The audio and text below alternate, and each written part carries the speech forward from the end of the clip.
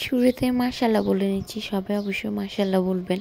আর জায়গাটা হচ্ছে বিমান বাহিনী জাদুঘর, যেখানে খোলামেলা, ঢাকার মধ্যে অনেকেই জানে অনেকেই জানে না। ঢাকার মধ্যে বেশ বড় খোলামেলা বাচ্চাদের জন্য সুন্দর একটা প্লেস। আশা করি সবাই যাবেন, ঘুরে আসবেন, খুব ভালো লাগবে। আমার মেয়ে ঘুরতে যেতে ভীষণ পছন্দ করে। আমাদের প্রায়ই বিমান বাহিনী জাদুঘরে যাওয়া হয়, কারণ ওখানে ভীষণ খোলামেলা একটা প্লেস, প্লাস বাচ্চাদের জন্য তো অনেক ভালো। ওখানে বেশ কয়েকটা রাইড আছে বাচ্চাদের ভালো লাগার অনেক জায়গা আছে। আমার মনে হচ্ছে ঢাকা শহরের মতো বন্দি জীবনে বাচ্চাদেরকে নিয়ে একটু বের হওয়াটা খুব জরুরি। যেমন বাচ্চারা আশেপাশে মানুষ দেখে শিখবে, মানুষের সাথে মিশতে শিখবে, বাবা মার সাথে সম্পর্কটা অনেক ভালো হবে, ওরা একটু মজা পাবে। সব কিছু মিলিয়ে বাচ্চাদের সাথে কোয়ালিটি টাইম যেটাকে বলে, সেটা হচ্ছে যে স্পেন্ড করা অনেক জরুরি। যেমন কয়েকদিন পরে বাচ্চারা বড় হয়ে যাবে, স্কুল যাবে, তারা তো এমনিতেই ব্যস্ত হয়ে যাবে, তাদেরও তো টাইম কম। সেক্ষেত্রে বাচ্চাদের সাথে বাবা মাদের এখনই যদি সেই বন্ডিংটা তৈরি করে, তাহলে আস্তে আস্তে সেই বন্ডিংটা সবসময় থাকবে।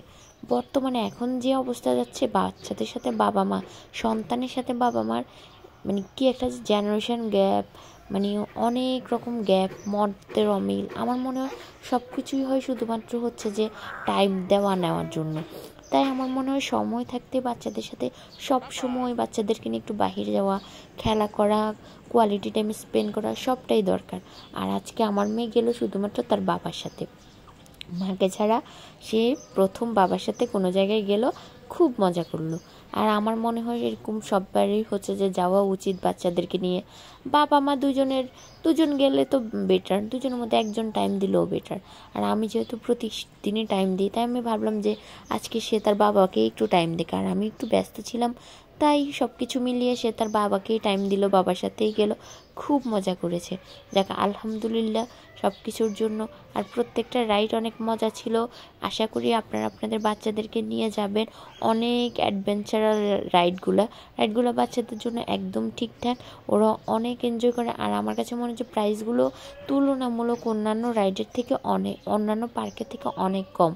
আপনারা গেলে হচ্ছে যে হাতের মধ্যে, মানে হাতের নাগালে, যেটা হচ্ছে স্বল্প খরচে যদি কোনো কিছু হয়, আমার মনে হয় বাচ্চাদের জন্য এটা খুব বেশি আনন্দদায়ক একটা জায়গা।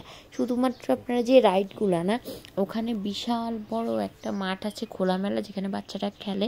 যারা রাইডে উঠবেন না বাচ্চাদেরকে নিয়ে, তারা ওখানে মাঠেও খেলতে পারেন। যদিও মাঠের ভিডিওটা করা হয়নি, এই ভিডিওগুলো শুধু তার বাবা করেছে। এখন আমি তাকে হচ্ছে যে মানে অ্যাড করে হচ্ছে ভয়েস দিয়ে ব্লগ আকারে দিচ্ছি। আমি ভিডিওগুলো দেখলাম আর আমারও বেশ ভালো লেগেছে। অনেক ভারী ভারী কথা বলে ফেললাম আজকে এ পর্যন্ত। সবার জন্য দোয়া করবেন। আল্লাহ হাফেজ। আমার ব্লগটা কেমন লাগলো অবশ্যই জানাবেন, আমাকে সাপোর্ট করবেন।